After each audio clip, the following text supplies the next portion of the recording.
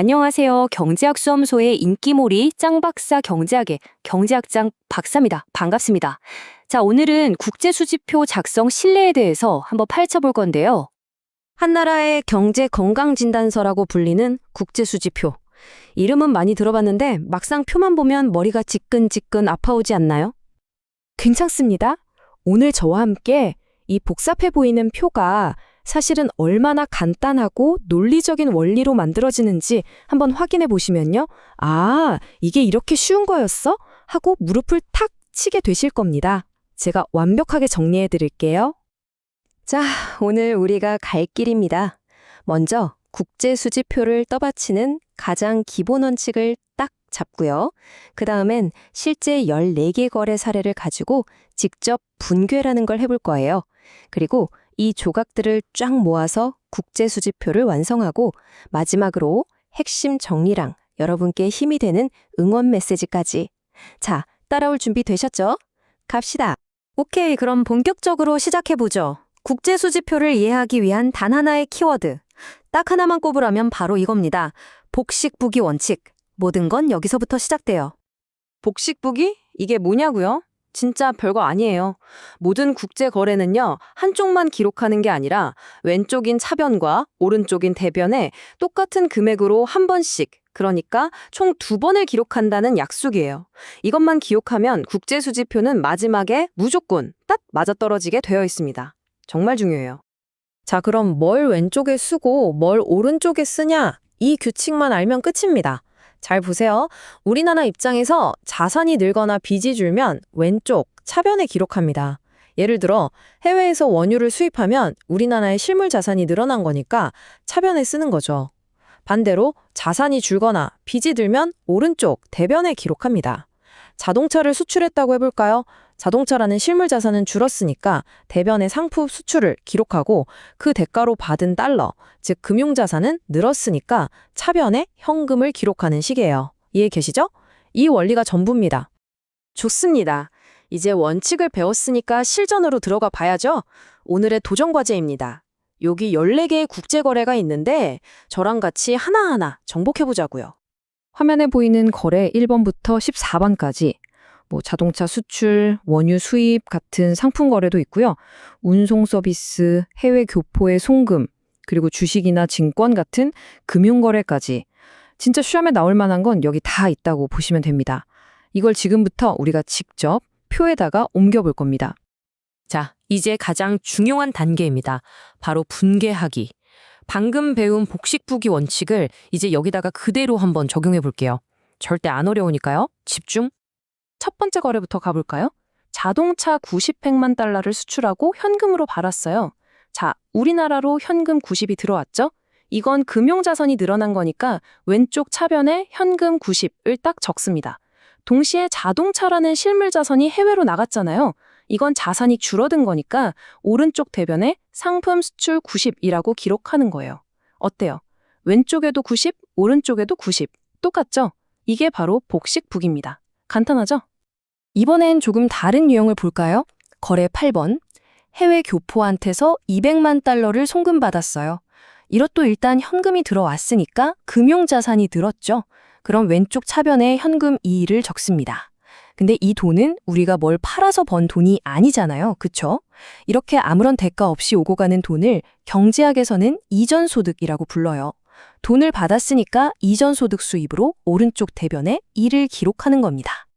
자, 이번엔 조금 헷갈릴 수 있는 금융거래 10번입니다. 국내 기업이 해외에서 외화증권을 30백만 달러어치 발행했어요.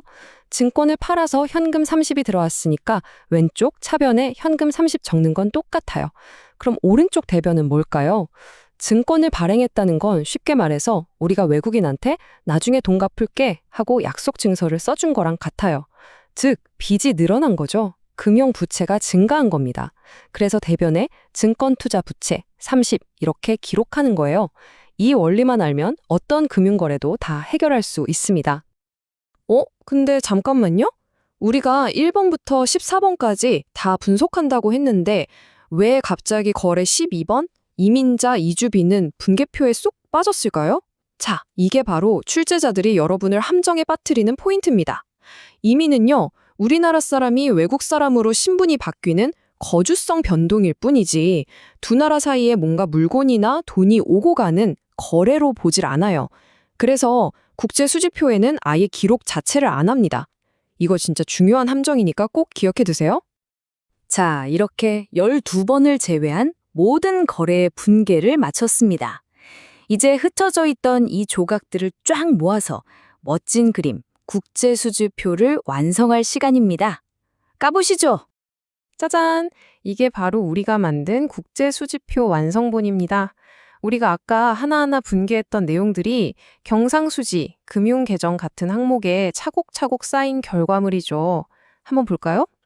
예를 들어 아까 거래 1번의 상품 수출 90은 여기 경상수지의 수입 부분에 들어가 있고 그 대가로 받은 현금은 저 아래 금융계정의 자산 증가로 기록됐죠. 또 거래 10번에서 발행한 증권 30은 금융계정의 부채 증가로 들어간 게 보이실 겁니다. 이렇게 모든 거래를 제자리에 넣고 합산하면 끝나는 거예요. 그리고 가장 중요한 결과. 이 표 맨 아래 차이 A, B 항목을 한번 보세요. 숫자가 얼마죠? 네, 바로 0입니다. 0. 경상 및 자본수지 합계랑 금융계정 순자산이 정확히 일치한다는 뜻이에요. 이게 바로 복식부기 원칙의 마법입니다. 우리가 왼쪽, 오른쪽에 똑같은 금액을 계속 기록했기 때문에 최종 결과는 무조건 0이 될 수밖에 없는 구조인 거죠. 속이 다 시원하지 않으세요? 근데요, 실제 한국은행에서 발표하는 국제수지표를 보면 오차민 누락이라는 이상한 항목이 있어요. 이건 뭘까요? 우리가 푼 문제는 수학 문제처럼 완벽했지만 현실에서는 통계 자료를 모으는 시점이 다르거나 일부 자료가 빠지는 등 여러 이유로 합계가 딱 0이 안 되는 경우가 많거든요. 그때 그 차이를 인위적으로 조정해주기 위해 설정하는 항목이 바로 오차민 누락입니다. 이론과 현실의 작은 차이 정도로 이해하시면 돼요. 자, 이렇게 국제수지표 작성에 A부터 Z까지 전부 훑어봤습니다. 이제 마지막으로 오늘 배운 내용의 핵심을 정리하고 우리 수험생 여러분께 꼭 드리고 싶은 응원의 말씀을 전하겠습니다.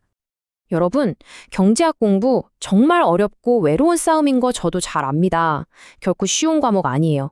하지만 여러분, 오늘 저랑 같이 복잡해 보였던 문제를 원칙에 따라서 하나씩 해결해 나갔던 것처럼요. 이렇게 차근차근 해나가면 반드시 정복할 수 있습니다. 절대 포기하거나 지치지 마세요. 여러분 자신을 믿으세요.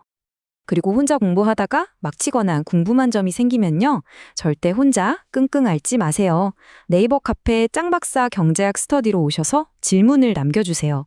거기에는 이미 수많은 질문과 답변들이 아카이브로 쌓여 있고요. 능력 있고 친절한 우리 조교님들, 그리고 저 경제학 짱박사도 여러분을 기다리고 있겠습니다. 같이 해결해 나가자고요. 오늘 정말 어려운 내용이었는데 끝까지 함께 해주셔서 감사합니다. 여러분의 이 노력이 분명 좋은 결과로 이어질 거라고 저는 믿습니다. 오늘 정말 수고 많으셨고요. 다음 시간에 더 유익한 내용으로 다시 만나겠습니다. 화이팅!